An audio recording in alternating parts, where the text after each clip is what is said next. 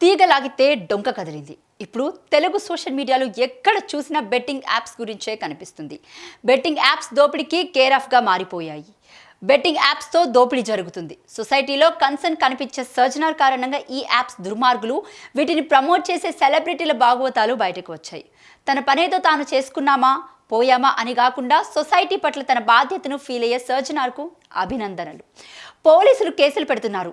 Tourism YouTube channel Anvesh కృషి చొరవను కూడా మెచ్చుకోవాలి. చాలా ఏళ్లుగా ఈ యాప్స్ ప్రమోట్ చేయడాన్ని వ్యతిరేకిస్తున్నాడు. విష్ణుప్రియ, సుప్రీత, టేస్టీ తేజాలు విచారణకు తమ లాయర్లతో వెళ్లారు. ఇవన్నీ ఓకే, అసలు ఈ యాప్స్ బ్యాన్ చేస్తే బెటర్ కాదనే సూచనకు నేను చెప్తున్నది ఏంటంటే, జవాబు అవి ప్లే స్టోర్లో దొరకవు. వాటిని ఎలా ఎక్కడి నుంచి డౌన్లోడ్ చేసుకోవాలో కూడా ఇన్ఫ్లుయెన్సర్సే చెబుతారు. సో అబ్రకదబ్రా అనేసి బ్యాన్ పెట్టేసి తీసి పారేయలేం. నిజమే, కానీ ప్రభుత్వం ఒక్కసారి సీరియస్ డెసిషన్ తీసుకొని బ్యాన్ పెట్టేస్తే ఎథికల్ హ్యాకింగ్ వంటి ఏవో మార్గాలు ఈ యాప్స్ని కంట్రోల్ చేయవచ్చు. అఫ్ కోర్స్ ఈ సెలబ్రిటీలు కాకపోతే ఆ బెట్టింగ్ యాప్స్ ప్రబుద్ధుల ఫేస్బుక్ వంటి సోషల్ మీడియా వేదికకు డబ్బులు కట్టి మరి స్పాన్సర్స్ యాడ్స్ రన్ చేసి బెట్టింగ్ రాయల్ను వలలోకి లాగుతారు. కేరళ లాటరీ యాప్ ఒకదానికి నాగార్జున బొమ్మ వాడేస్తున్నారు. తనకు తెలుసో లేదో తెలియదు కానీ అసలే గ్రహచారం బాగాలేదు, జాగ్రత్త బాసు.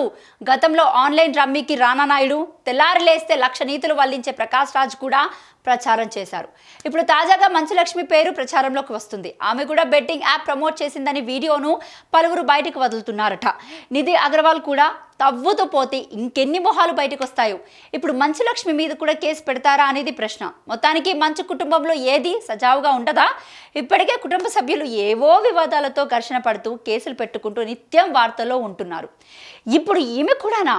సరే, సొసైటీకి బెట్టింగ్ యాప్స్తో లాటరీలు, ఆన్లైన్ యాప్స్, రమ్మీలు, మద్యం ప్లస్ ఇవి గుట్కా బ్రాండ్లు ప్రమోషన్స్ ఇవన్నీ నష్టదాయకాలే.